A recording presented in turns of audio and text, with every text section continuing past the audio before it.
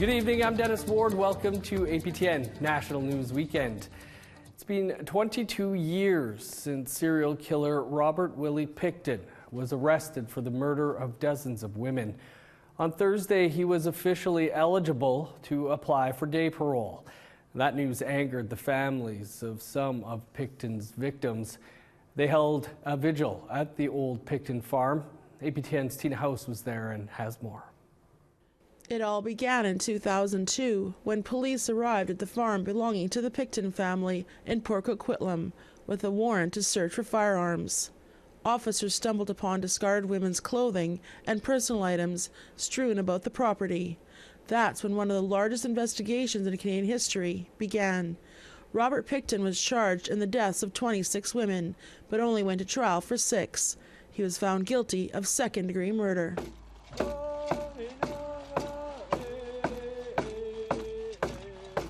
A candlelight vigil was held at the former property, where so many women lost their lives. The event is also meant to raise awareness about what they call a serious flaw in the judicial system. Convicted serial killer Robert Pickton is eligible to apply for day parole as of February the 22nd, 2024. Families and advocates say they'll be there along the way to oppose that application. Lorelei Williams' cousin Tanya Holick's DNA was found on the property. Pickton never went to trial for her murder, but Williams organized this event and was visibly emotional when speaking. This is what we have to live with, and the fact that he can apply just shows how much they don't care for us. It's putting us as a target. We're targets because the racist system, our racist country, the racist Canada, does not value us. There's murderers getting away with this. Although it's been 22 years since the arrest of one of Canada's most prolific serial killers, for Michelle Pinot, the mother of Stephanie Lane, she says it's just like a nightmare she just can't wake up from. It's important to honor the women that lost their lives here, and for my daughter, and with Pickton being eligible for day parole, or being eligible to apply for day parole, Pickton should not walk on this earth. He doesn't deserve to take one step out of where he is. He needs to stay where he is until he dies. This is not forgotten. It's instilled in so many minds and hearts. On what? It's our sisters. Tina House, APTN National News, Port Coquitlam. A vigil was held last week to remember 5 Indigenous family members who were killed in and around the town of Carman, Manitoba, the weekend before. More than 100 people grieved openly Friday night. Candles, flowers, and a mountain of stuffed animals were left in front of the house where the victims lived. 6-year-old Bethany, 4-year-old Javen, and 2.5-month-old Isabella are among the dead, along with their mother, 30-year-old Amanda Clearwater, and 17-year-old Maya Grattan, who saw Clearwater as an aunt. Clearwater's common law partner Ryan Manakisik has been charged with 5 counts of first-degree murder in their deaths. The charges have not yet been tested in court. BC is reporting its highest death rate from the toxic drug crisis in that province, with over 2,500 deaths in 2023, according to the BC Coroner Services. APTN's Tina House tells us the story of one grieving mother who lost her son to the epidemic and how she's fighting to make positive changes.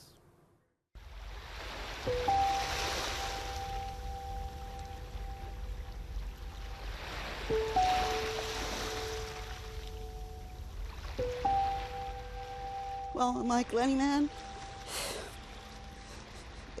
my life has never been the same, and I miss you with every breath I take, and every day that passes, I'm one day closer to you, and you're one day further away from me in this paradigm that I'm living in, just not wanting to be here without you. It's been really difficult, but I'm trying my best to heal in the healthiest manner possible to make you proud. And I want you to know that your death was not in vain. On June the 22nd, 2019, 29-year-old Glenn Rebick went out to meet some friends in downtown Vancouver and never returned home. What was supposed to be a fun night turned tragic when Glenn bought what he thought was cocaine, but in fact, it was laced with a lethal batch of fentanyl. He died using a loan. Meredith Dan is his mother. Today she came to the beach to honor her late son and to remember who he was.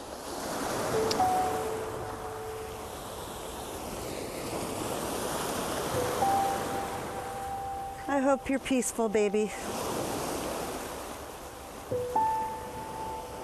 Shredding in the clouds with your best friend, Mikey.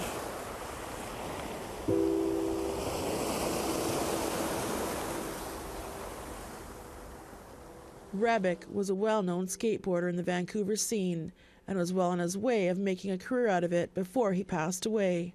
Glenn was Meredith's only child, and she recalls the moment police showed up 4 days after his disappearance and how she was delivered the next of kin notification. About 4 o'clock in the afternoon, my sister and my niece were with me, and we looked outside and there was a police car sitting outside for a long time. And I didn't know if it was for me or if it wasn't. And then sure enough, I got a knock on the door. And when I opened the door, Sergeant Buckman, Frederick Buckman, came into my home. She went straight into the living room. She put her hands on her hips. And without anything to say, Miss Dan, you should sit down. Miss Dan, we have some bad news. She walked in and said, well, first of all, Glenn is dead. And at that moment, I went down on my knees, and my niece caught me. And then I yelled at her right then and there and told her she needed to work on her delivery. Dan filed a complaint with the BC Police Complaints Commission about the officer's conduct. To me, that was unacceptable. I didn't feel as though that was a very professional, compassionate, or understanding way of delivering the news. And it only took her 14 minutes from the time she left her car to come in and give me the news and go back to her car. And in her report, she stated that my apartment was really small and she felt uncomfortable in the moment. Not that I was uncomfortable receiving the most devastating news that my only child had passed away. The VPD didn't find anything in wrongdoing on her behalf. They said that it was professional, and I decided to appeal that decision. Dan appealed to the Office of the Police Complaints Commissioner, who, after an investigation, found that the officer abused her authority and lacked compassion when dealing with her. The officer, Constable Frederick Buckman, appealed to the BC Supreme Court, but after 4.5 years, the appeal was dismissed. Buckman has been ordered to take retraining courses with a focus on humanity and humility when working with Indigenous people. However, the judgment only affects this one complaint and will not affect any change to the Vancouver Police Department's policies. It was a fight that I was relentless. I wouldn't back down. It was the last fight I had for my kid, for my baby. We both deserved so much more respect in that moment. And I was not going to back down. And I don't think that had I been a Caucasian male in the West End, she would have treated me with such lack of respect as she did as an Aboriginal mother who lives in East Vancouver. But for Meredith, this is a small victory, but it won't bring back her son. Every time, with every update, with everything that's gone through in the 4.5 years with this battle, I keep getting brought back in a time warp, back to the moment that I found out, first of all, Glenn is dead. And it's taken that time. It's taken so much time for me to try to heal, because getting pulled back to that moment, I take 2 steps forward and 3 steps back. But now that this is over, I'm hoping after 4.5 years, I'll be able to start moving forward the way that Glenn would want and expect me to, instead of just being sad all the time. This countdown clock has been running on her phone since Glenn died. It's a constant reminder of that terrible day her life was torn apart. This opioid crisis, the severity of that fentanyl that it has and how strong it is and how it's killing so many people really needs to be addressed and understood that it could happen to anyone. And the clock is ticking as officials are still scrambling to find solutions to this crisis. In 2016, an opioid epidemic was declared in Canada. Since then, it has taken the lives of over 38,000 people nationwide and counting. In part 2 of this story, we'll take a closer look at what's being done to prevent more senseless deaths. Tina House, APTN National News, Vancouver. We will have part 2 of Tina's look at the opioid crisis coming up after this break. Stick around.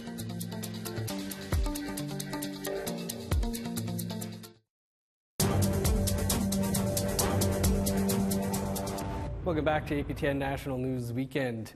To part 2 now of our coverage on the opioid crisis in Canada. APTN's Tina House takes a closer look at what's being done to try and help the situation as more and more people are losing their lives from toxic drugs. Safe supply! One more time, safe supply! As the death toll rises across Canada, here in British Columbia, toxic drugs are now the leading cause of death for people under 59 years of age, accounting for more deaths than suicides, homicides, accidents, and natural diseases combined. Here at the Vancouver Area Network of Drug Users, known as VANDU, these pictures represent some of those that have lost their lives to toxic drugs. It also shows that accidental overdoses can literally happen to anyone from any walk of life, and BC is now seeing 7 deadly overdoses a day. In this picture, everybody has passed away related to an overdose. It's quite sad and shocking, but it's more common than you think to look at a picture and see a whole group of people no longer here. Brittany Graham is the executive director of VANDU. She says she knows close to 60 people personally that have died from toxic drugs. Problem is that when people hear 7 people a day, is such a, we hear it all the time now, 7 people. Like, those are real people. Like, they're, you know, someone's grandparent or kid or anything in between. And so I think we're kind of so far into this crisis that it's like almost 8 years that people are sort of just used to it, and we shouldn't be used to it. This is a large amount of people in our province that have died, and it's a bigger issue than people are willing to admit. It's been just over a year since BC launched a program to allow 2.5 grams of street drugs per person for personal use. The program is supposed to save lives, but has it helped at all? BC Provincial Health Officer Bonnie Henry wants to prescribe other out-of-the-box safer supply solutions. It's providing regulated or pharmaceutical alternative medications, but not necessarily through an individual prescription. I think there are models out there that we need to look at. I think we need to keep this conversation going. My office is doing a special PHO report, and we're in the process of looking at what's out there in other jurisdictions around the world. We're not yet at a place where I can say this is one model, but it's not an either-or. We've heard from many people that we need to have many different options for different groups of people. Clinical studies have shown that Indigenous people are dying at a higher rate, and government officials are hoping that the prescribed safer supply program will be one of the many tools to prevent more deaths. Prescribed safer supply policy should really aim to reduce inequities and decrease stigma and be provided in a culturally safe, trauma-informed way. We need to work with people who are disproportionately impacted, including Indigenous communities and populations, youth, others, to ensure we're meeting their needs and meeting them where they're at. However, despite these measures to try and help, Brittany Graham points to a major hole in the safe measures currently in place. Here in Vancouver, A lot of people who are Indigenous actually smoke their drugs as opposed to inject their drugs. Most overdose prevention services do not cater to smoking because of Work BC legislation, whether it's like the municipal legislation, those exemption requests. So all those things lead to us not being able to open safe inhalation spaces as easily as like overdose prevention services for injection. Tina House, APTN National News, Vancouver. A Migma First Nation in New Brunswick recently raised a Palestinian flag.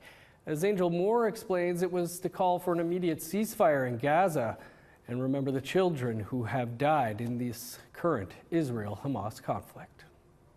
That's the Palestinian flag. It's being raised for the children of Gaza in a ceremony at the Nadahuaneg First Nation school. Asia Johnson helped raise the flag. I like raising the flag because when people are getting hurt in Gaza, that means I was feeling it's important to raise their flag. Zaid Kaji is a Miramichi physician who organized the event. Although the Palestinian flag is not affiliated with Hamas, declared terrorist group by Canada, Israel has banned it from public places in Palestine. But Kaji insists his intentions are peaceful, and it's to remember the thousands of children killed in the conflict. My love for our children, my love for my children, and if I love my children, I can only assume other parents love their children. About 200 people gathered at the community school gym where Kaji announced, "This is the first community in this country where the Palestinian flag will be raised on a permanent basis in solidarity." Kaji approached Chief George Guinish to display the Palestinian flag because Guinish had seconded a motion by Wilton Littlechild at last December's Assembly of First Nations meeting. The motion called for an immediate ceasefire in Gaza and recognized Palestinians as Indigenous people under international law. And that's when it struck us with the AFN resolution that we were knocking on the wrong doors, and that there's a powerful force in Canada who will allow us the avenue to express our humanity. Guinish believes what is happening in Gaza is similar to what has happened to Indigenous people in Canada. I guess caring about, the larger Indigenous community. How can we support each other? How can we, show that we do care about what is going on? Kia Atencio is an activist from the Listugush Migma Nation. She traveled from Halifax, Nova Scotia to show support for the event. It was a proud moment as a Migma person to see that another Migma person recognize and push forward this resolution so that we can demand a ceasefire and have peace. The event brought Migma community members and Palestinian people together, including Layla Abamer and Mariam Mohammed, who both traveled from Fredericton. This is huge. At a time where we can't raise our flag in our own cities, to see it being raised here was very emotional, very healing, and with seeing everything that has been going on for the past 4 months, I think we get numb at some points. This kind of touched a very, very deep wound. Yeah. Mohammed felt united with the Migma community. And I've always felt a sense of connection being a Palestinian with the Indigenous story and what they've gone through. And so to see us all here together, today together, it just was healing. The Gitbuesk Women Eagle Spirit Drummers Group sang in ceremony. But it was very powerful, and to see this other community come into our community, and they're just like us. Like the kids are the same, the parents are the same, it was amazing. Guinish said the Palestinian flag will fly until Orange Shirt Day on September 30th. Angel Moore, APTN National News, Nadahuaneg First Nation. Time for one last break, and then we'll bring you a look at a new ribbon skirt exhibit in Saskatoon. Stick around.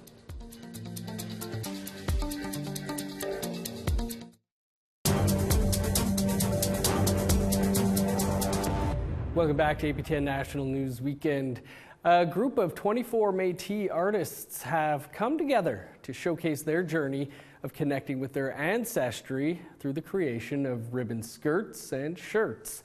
Our video journalist Rachel May shares the stories told through each piece.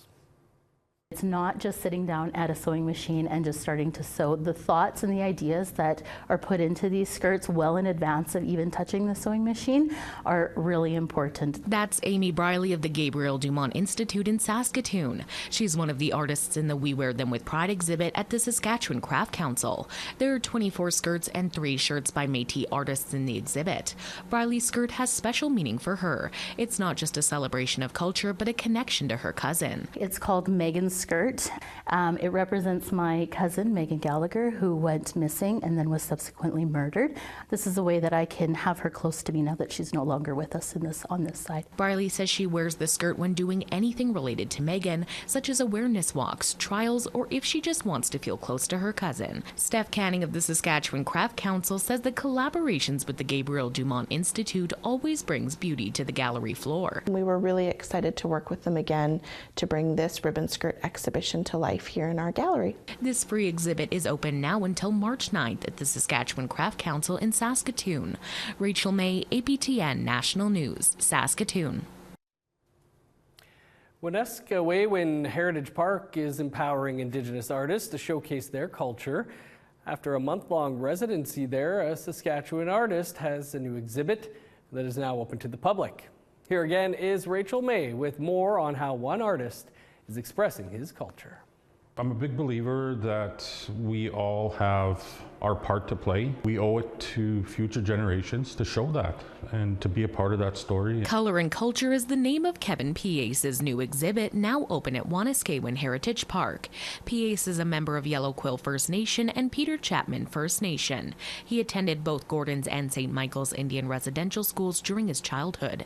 When it comes to creating art, Piace said that it's been therapeutic to share Indigenous culture. For me, it's about culture, it's about color, a lot of it's about family as well. Those 3 elements are the ones that define the artwork that I create. Piace's art is filled with color that depicts traditional floral patterns, inspired by beadwork to honor his late Cookham. For the past 15 years, he also spent his time teaching students about art and the part culture plays in it. Anything that I've learned from that experience is that when we're talking about reconciliation, everybody has a part to play in that. I'm no different. Piace says that he uses his art to help people work together on projects that walk the path towards reconciliation. Color and Culture is now open until May 1st at Wanuskewin Heritage Park in the Olivia Gallery. Rachel May, APTN National News, Saskatoon. That's all the time we have for your APTN National News for this weekend. For news anytime, visit our website, aptnnews.ca. I'm Dennis Ward. Marcy McGuitch, thanks for being with us. Have a great weekend.